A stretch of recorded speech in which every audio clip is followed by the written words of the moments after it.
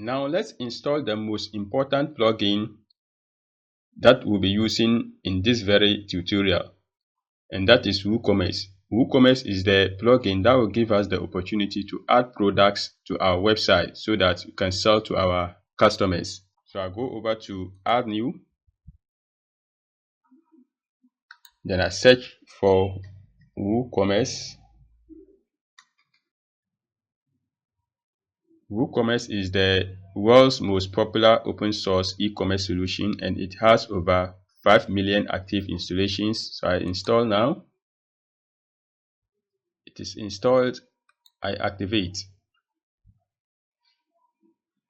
After it is successfully activated, it will take you to the setup wizard where you can set up WooCommerce right here. So this is just a sort of survey that WooCommerce will demand from you to fill out these details. Even if you skip this setup, you can still do it in the WooCommerce settings. But let me just walk you through it. So I'll enter in my details here.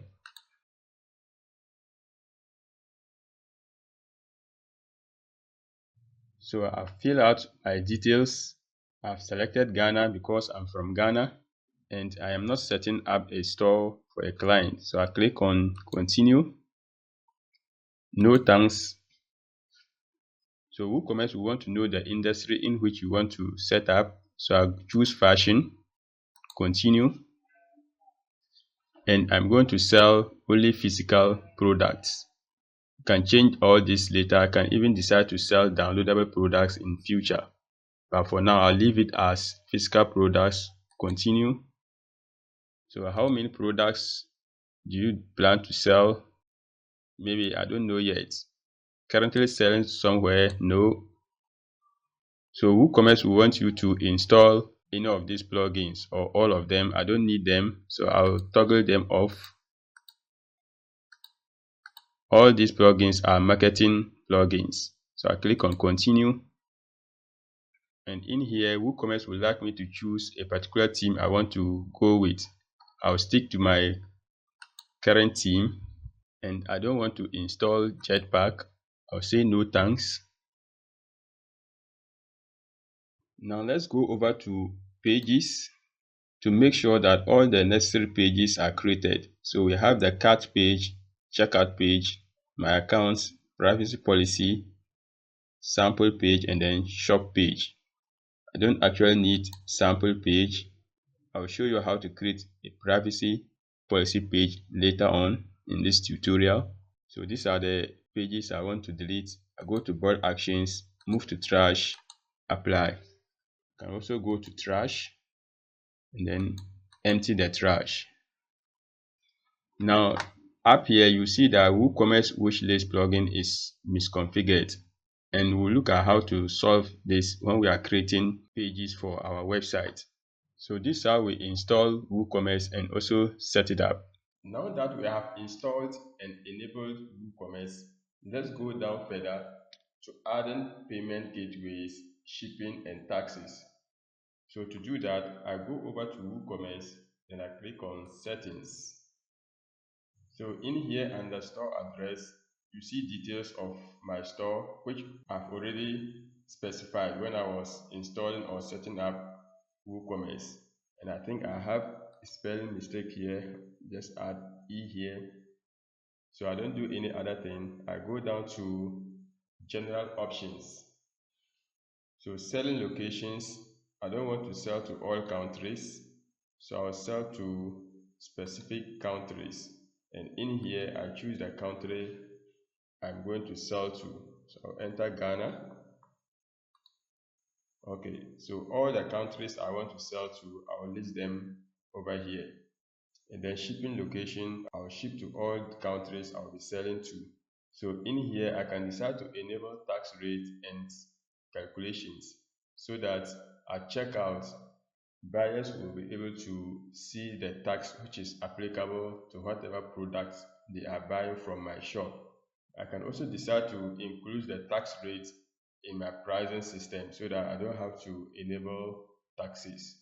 So there are instances buyers will come to your website they have already seen the price of your item, but during checkout, an additional cost is coming to add to the previous cost, which they might move out from your shop if they happen to see extra cost.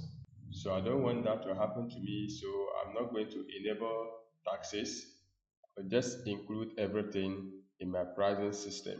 So I go down, and the currency options, I leave it as United States for now. I can change it later. And finally, number of decimals, I want to make it 2 decimal points so that I'll be able to set up my prices with decimals. So I click on Save Changes. Next, I go over to Products. I scroll down. Now in here, you have to make sure that your shop page is directed to shop. Okay, you can also decide to redirect your clients to the cart page as soon as they have added any product to the cart. I don't want to do that. I want to give my client the opportunity to select more than one product before they can go to cart. And the measurements, you can choose whatever measurement is applicable in your area. I will leave it as kilograms, and then dimensions, I will leave it as centimeters, and I leave the rest as it is. So I've not done any changes here, so I don't need to click on Save Changes. Now I'll go to Inventory. Now in here, you can decide to enable stock management or unenable it so that you'll be notified when your product reaches a low threshold. Currently, it is set to 2. I can make it whatever number I want. So for instance, if I leave it at 5, meaning anytime my product is left with 5, I'll be notified through this email or whatever email I will specify in here. And when my product reaches 0, I'll get another email indicating that my product is out of stock. So in here, I'll set it as 10. Then I click on Save Changes. Next, I go over to Shipping. So first of all, I need to add a shipping zone. So I click on Add Shipping Zone. So zone name, I enter Ghana. Now under zone regions, over here in Ghana, we have 16 regions, and I'm currently in Northern region, and I want to set up a free shipping for Northern region. So I'll just enter Northern, then I select it from here. Now I click on Add Shipping Method, and I'll choose free shipping. Click on Add Shipping Method. Now free shipping is added for Northern region, so I save changes. Now I go back to shipping zones. So here's my shipping method. It is added over here, free shipping for Northern region. Now locations that are not covered in my shipping zone, I'll manage shipping methods. Now for locations that are not covered in my shipping zone, I'll add a shipping method such that I'll set up a flat rate fee so that users who are not in Northern region will have to pay that flat rate in order to place their order. So I leave it as flat rate, then I click on Add Shipping Method. So flat rate fee is added. I click on Edit. So here is the title of the shipping method, flat rate, and it's not going to be taxable. Remember, I said I will include taxes as part of my prices, and then the cost will be $10 for every single order. So I click on Save Changes. Okay, that is added. Now I go to Payments. Under payment methods, I will use cash on delivery and then PayPal. So I just enable them from here. For cash on delivery, after enabling it, I don't need to set up anything. By default, everything will be perfect as I want it. However, I will need to configure or set up PayPal. So I click on Setup. So make sure you enable PayPal standard, and then you enter your PayPal email address. That is the email address you use to sign up for PayPal. If you don't have PayPal, you can go to paypal.com to sign up for PayPal. However, PayPal is not available in some countries like Ghana. I'm only doing this to show you how to add PayPal as a payment gateway. That is if it is accepted in your country. So I go down, click on Save Changes. Next, I go to Accounts and Privacy. Now in here, I'll check Allow customers to log into an existing account during checkout. I'll also check this, allow customers to create an account during checkout.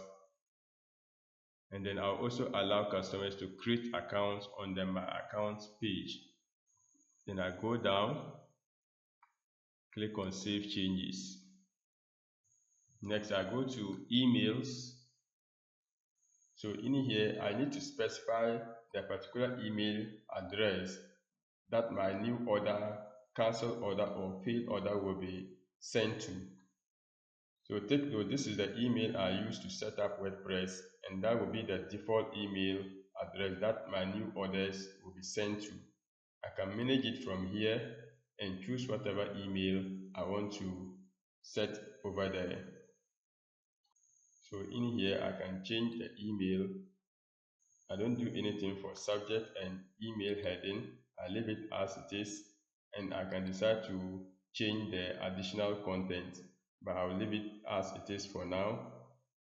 So when changes are done, you click on Save Changes, but I've not done any changes. So finally, I go to Advanced.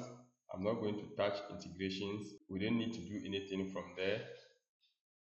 So in here, I make sure my cart page is set to cart, checkout page is set to checkout, my account page is set to my account, and then terms and conditions. If I have terms and conditions, I'll enter that in here. For now, I don't have it, and you can create those later. So I go down, click on Save Changes. So that's it on how to set up WooCommerce for our e-commerce website.